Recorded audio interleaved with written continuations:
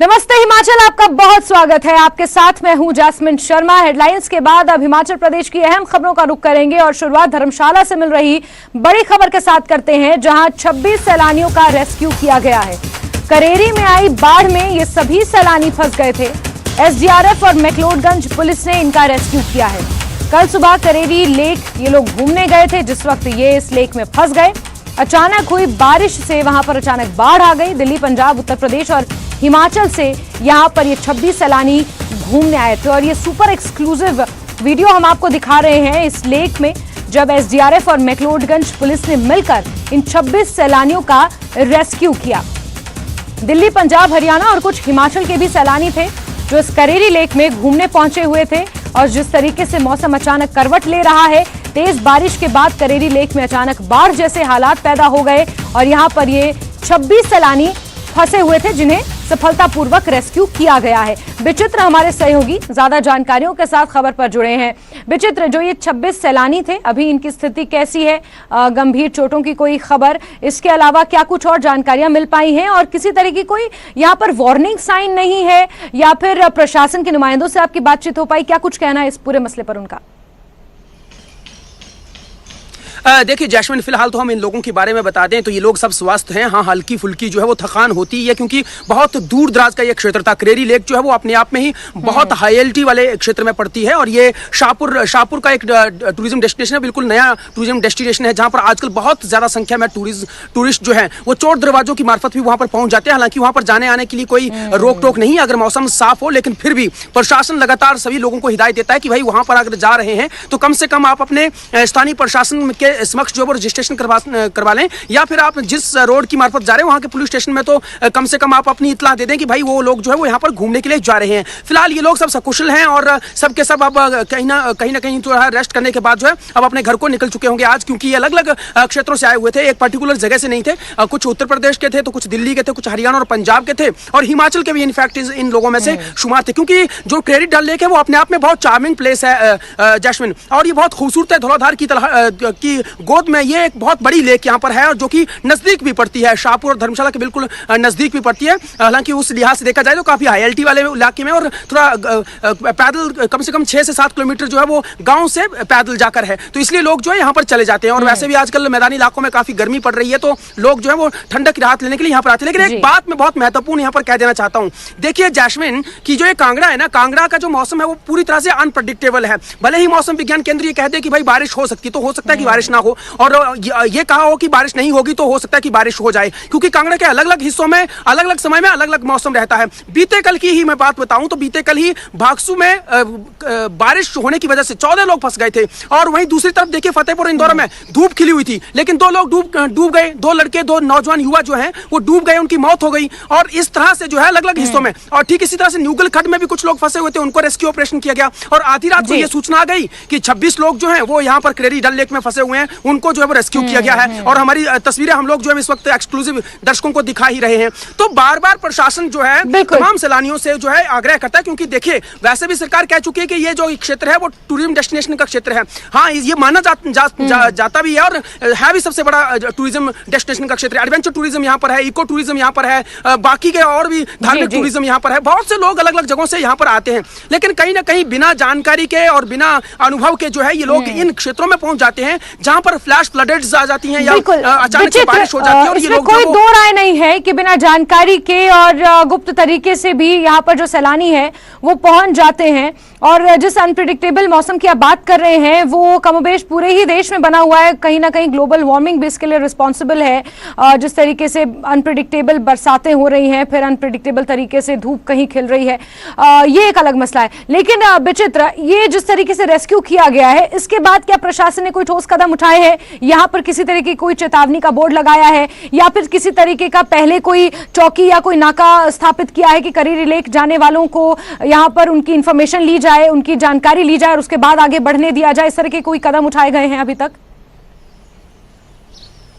Jasmine, निश्चित तौर पर देखिए हर बार जो है प्रशासन, क्योंकि अनप्रेडिक्टेबल मौसम जो है वो इस साल तो बिल्कुल भी देखने को मिला है, बहुत ज्यादा देखने को मिला इनफैक्ट। और इससे पहले भी इसी तरह से होता था, जैसे त्रिउंड के लिए कुछ लोग जाते थे, लेकिन इस बार तो त्रिउंड जाने वाले लोगों पर भी पाबंदी लगा दी गई थी कि वो लोग जो है अगर जाते हैं तो एक तो पहले अपनी रजिस्ट्रेशन जो है वो करें, क्योंकि गलू नामक स्थान जो है वहां पर एक चौकी भी स्थापित की गई थी, यानी फॉरेस्ट वालों की भी वहां पर एक चौकी और कलेक्टिव चौकी है, फॉरेस्ट वालों की भी और पुलिस वालों क्या जवान भी वहां पर तैनात रहते हैं ताकि ये लोग यहाँ से ना जाएं। लेकिन कुछ लोग जो है वो चोर दरवाजों चले जाते हैं, और इनफैक्ट पुलिस तो पहले कह चुकी है कि भाई चोर दरवाजों से जो भी जाएगा ना उनके खिलाफ जो है वो सख्त एक्शन लिया जाएगा, FIR तक हो सकती है।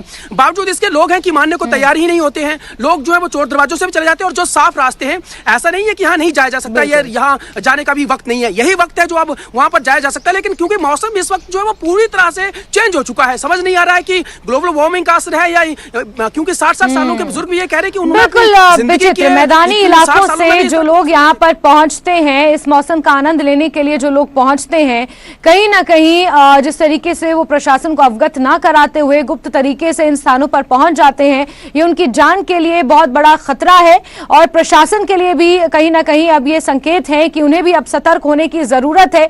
और एक तरफ अगर हम बात कर रहे हैं कि इस तरीके के स्थानों को टूरिस्ट डेस्टिनेशन के तौर पर संवारा जाएगा, उन्हें विकसित किया जाएगा, तो कहीं ना कहीं प्रशासन और सरकार की भी जिम्मेदारी बनती है कि इसको लेकर अब आगे कदम उठाया जाए ताकि इस तरीके के हादसे जो हो रहे हैं वो ना हो। विचित्र नजर आप बना के रखें। हमसे जुड़ने के लिए आपका बहुत शुक्रिया।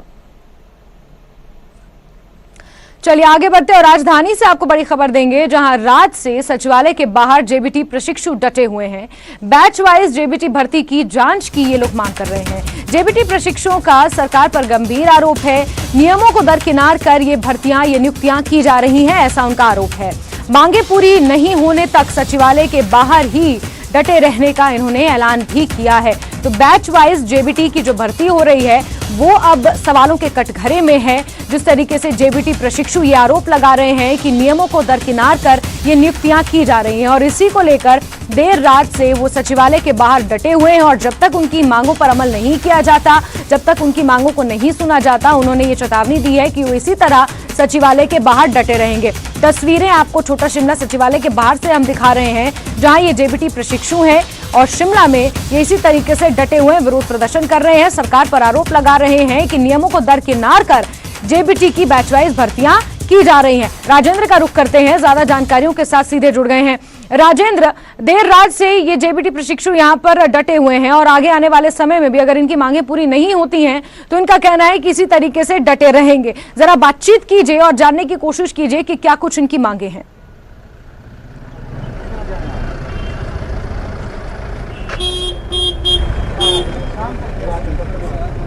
जैस्मिन, आपकी आवाज़ क्लियर नहीं मिल रही है, लेकिन मैं यहाँ बता दूँ इस वक्त मैं स्पॉट पर मौजूद हूँ, प्रदेश सचिवालय के बाहर हम मौजूद हैं और यहाँ पर रात से ही जेबीटी प्रशिक्षु धरने पर बैठे हैं। अब रात से नहीं, हम कह सकते हैं कल सुबह से धरने पर बैठे हैं, प्रोटेस्ट पर हैं। कल शिमला शहर में प्रोटेस्ट इन्होंने किया और इसके बाद रात को मुख्यमंत्री से मुलाकात की कोशिश की गई इनकी तरफ से, लेकिन मुलाकात नहीं हो पाई। और उसके बाद फिर यहाँ पर रात भर से प्रोटेस्ट पर यहाँ पर बैठे हैं और ये कोशिश कर रहे हैं कि आज क्योंकि कैबिनेट बैठक भी है, तो ऐसे में अगर कैबिनेट में इनकी मांगों पर चर्चा होती है तो फिर ये यहाँ से जाएंगे या फिर आगे क्या इनकी रणनीति रहती है, अब हम इनसे चर्चा करने की कोशिश करेंगे। अब क्या नाम आपका है? मेरा नाम अभी शर्मा है, मैं हिमाचल प्रदेश जेबीटी यूनियन में उपाध्यक्ष के पद पे काम करता हूँ। अब क्या कहेंगे, अब क्या आपकी डिमांड्स हैं? सबसे पहले तो देखिए, डिमांड्स बहुत जेन्युइन है, बिकॉज बहुत समय से हम इस चीज़ के लिए लड़ाई लड़ रहे हैं लगातार। याद से नहीं है, पिछले 5-6 सालों से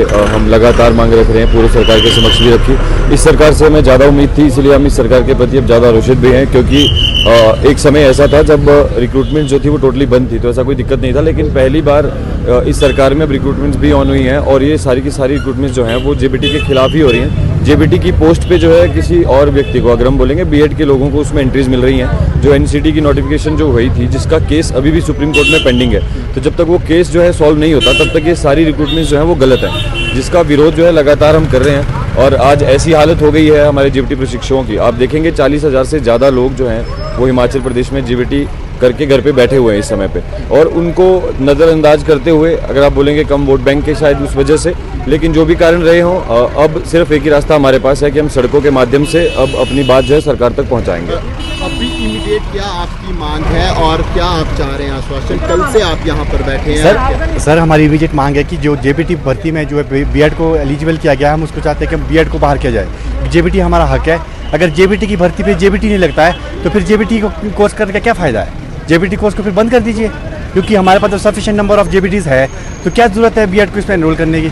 ठीक है, हमारे पास 40,000 to 60,000 जो हमारा ट्रेन जो है जेबीटीज़ है, लेकिन फिर भी जो है गवर्नमेंट जो है सुप्रीम कोर्ट में हमारा जो भी केस है, जो अभी टिल क्या बोलते हैं, जजमेंट उसकी आनी है, अभी जुलाई मंथ में आनी है, उस तक वेट नहीं करें। अभी जो रिसेंटली अभी जो है बैच भर्ती का रिजल्ट निकाला है, ठीक है, उसमें एक भी राजेंद्र जरा इनसे ये भी पूछेगा, बात करते करते सुन लीजिए सवाल, इनसे जरा ये भी पूछेगा कि इससे पहले भी इन्होंने हड़ताल की थी, तब भी क्रमिक अनशन पर ये लोग बैठे थे, क्या उस वक्त किसी तरीके का आश्वासन इन्हें मिला था सरकार की तरफ से? और जो मामला हाईकोर्ट में विचाराधीन है उसको लेकर भी जरा सवाल कीजिएगा।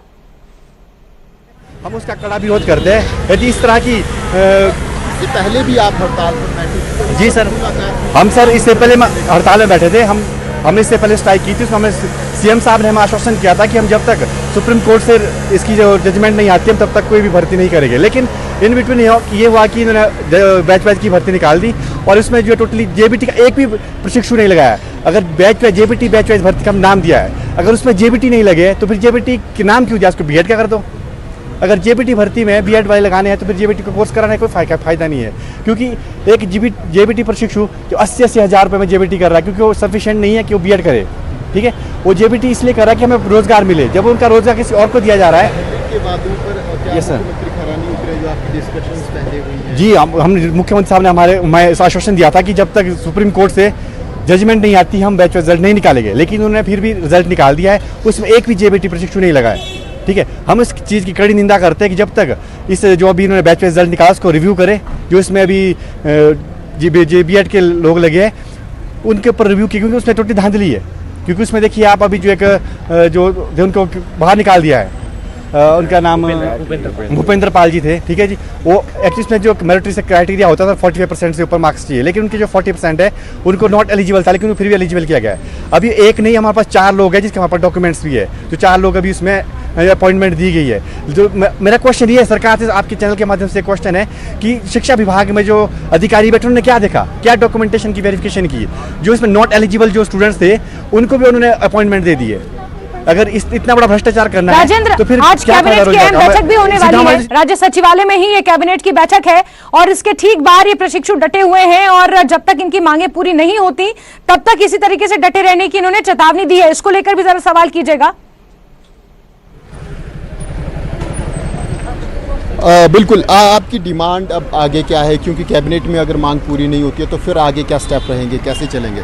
सर देखिए, अगर कैबिनेट में हमारी मांग आज नहीं मानते हैं तो हम इसके ऊपर भी एक यहाँ पे मंथन करेंगे कि हमारा जो ये स्ट्राइक है तो क्या प्रोसीडिंग रहेगी या नहीं इस पर। लेकिन जब तक ये, मैं इस मंच के माध्यम, आपके चैनल के माध्यम से सरकार को चेतावनी देना चाहता हूँ कि जब तक वो हमारी मांग नहीं मानते हम यहाँ पे बैठे रहेंगे।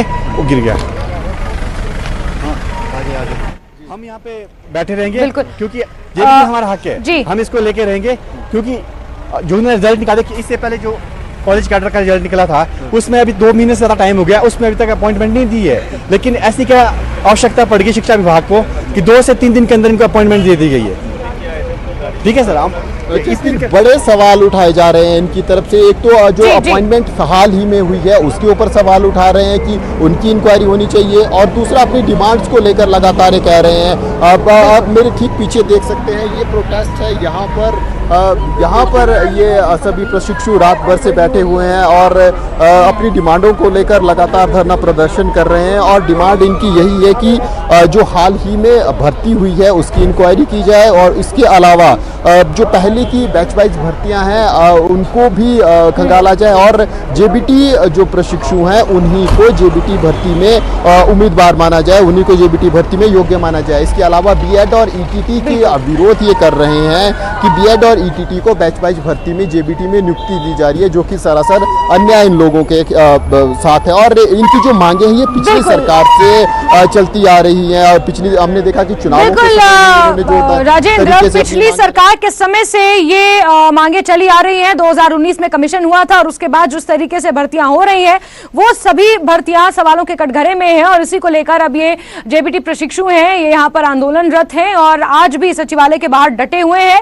वहीं एक तरफ कैबिनेट की बैठक भी होनी है, क्या इन्हें किसी तरीके का आश्वासन मिलेगा? शिक्षा मंत्री क्या कुछ इस पर रिएक्ट करेंगे, देखना काफी अहम होगा। बिचित, माफ कीजिए राजेंद्र, आप भी प्रतिक्रियाएं इस पर लेने की कोशिश कीजिएगा। फिलहाल के लिए आपका बहुत बहुत शुक्रिया राजेंद्र।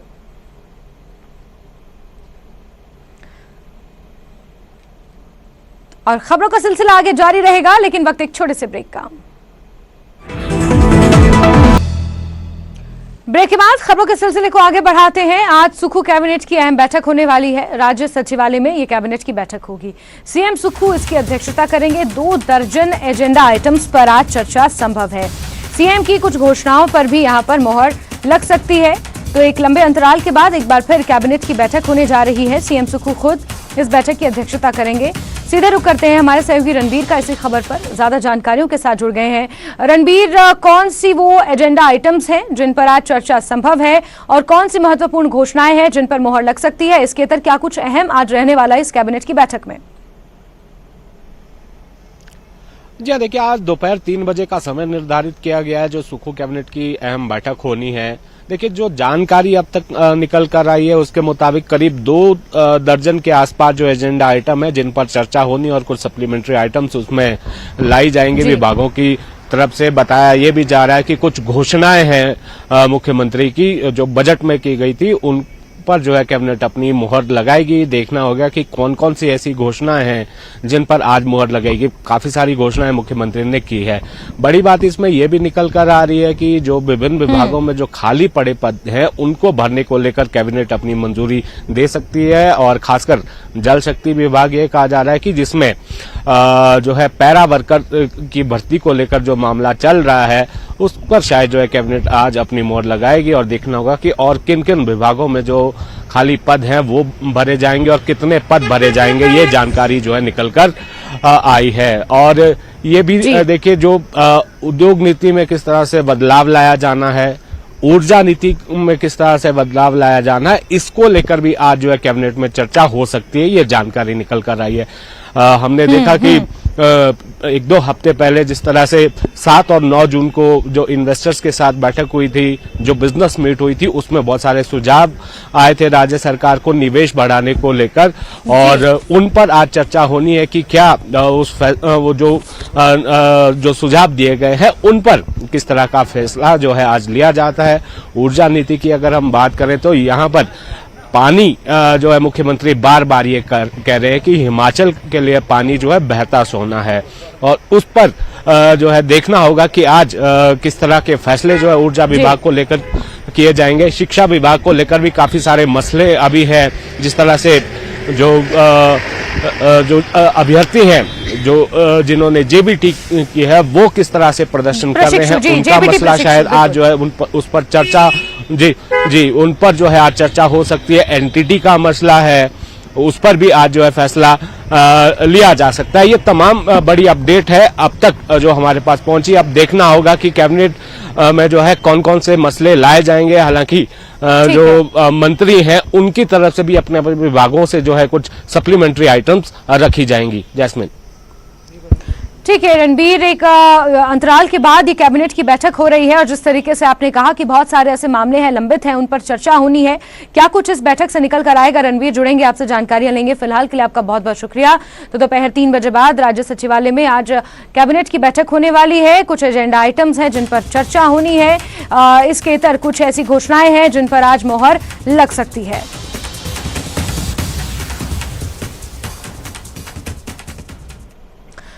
चलिए आगे बढ़ते हैं और आज होने वाली बीओडी बैठक से पहले एचआरटीसी के कंडक्टरों ने हड़ताल की चेतावनी दी है। कंडक्टर 2006 से चली आ रही वेतन विसंगति को लेकर नाराज हैं और बीओडी की बैठक में इसका समाधान निकालने की अपील उन्होंने की है। कल इसको लेकर कंडक्टर यूनियन ने बैठक भी की थी, जिसमें कंडक्टर यूनियन के प्रांतीय प्रधान किशन चंद ने कहा था कि कंडक्टर अपनी इस मांग को लेकर सीएम और डिप्टी सीएम से मिले थे। डिप्टी सीएम के पास ही परिवहन विभाग भी है। उन्होंने सर्विस कमेटी को 7 जून से पहले इस मामले में बैठक बुलाकर समस्या का समाधान करने के आदेश जारी किए थे, लेकिन 18 जून बीत जाने के बाद भी कोई बैठक नहीं हो पाई, जिससे कंडक्टरों में भारी रोष है। जो परिचालकों की वेतन विसंगति 2006 से चली आ रही है, उससे खत्म करने के लिए जो हमारी फाइल सर्विस कमेटी के पास है, उसे सर्विस कमेटी को 7 तारीख से पहले बैठक करने के आदेश दिए थे। इस बैठक में अवश्य इस मुद्दे को रखें और इसका हल निकाला जाए।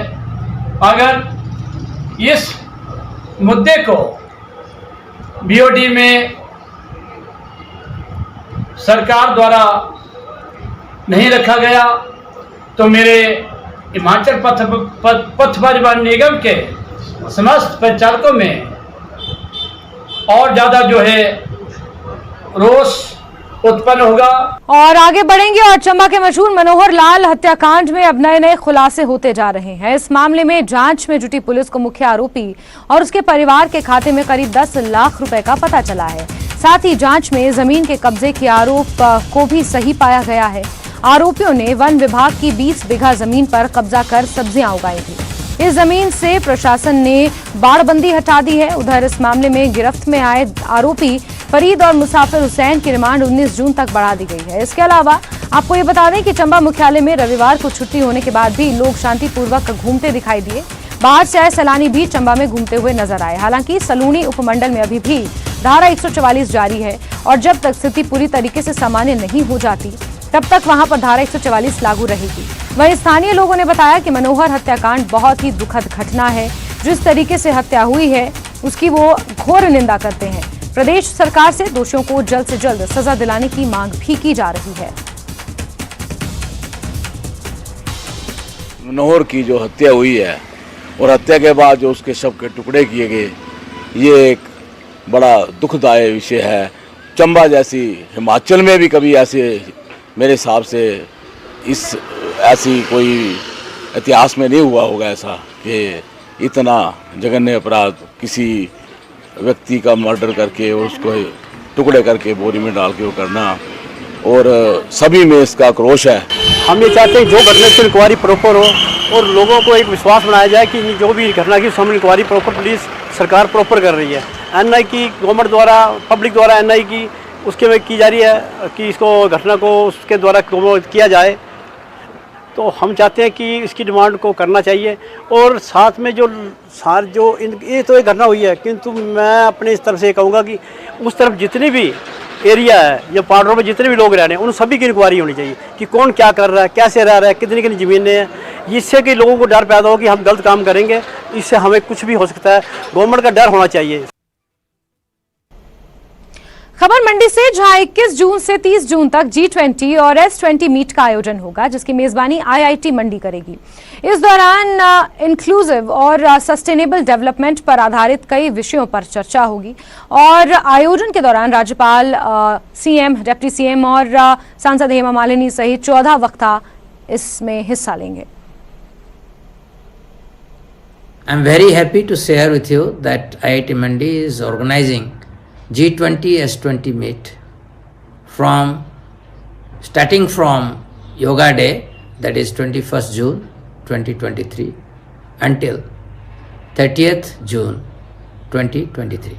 G20 and S20 event is being organized at IIT Mandi primarily to highlight the economic development, in particular sustainable development. तो चलिए इसी के साथ नमस्ते हिमाचल में आज के लिए बस इतना ही, लेकिन हिमाचल प्रदेश के साथ साथ जम्मू कश्मीर और लद्दाख की अहम खबरों के लिए आप जुड़े रहिए न्यूज़ 18 JKLH के साथ। नमस्कार।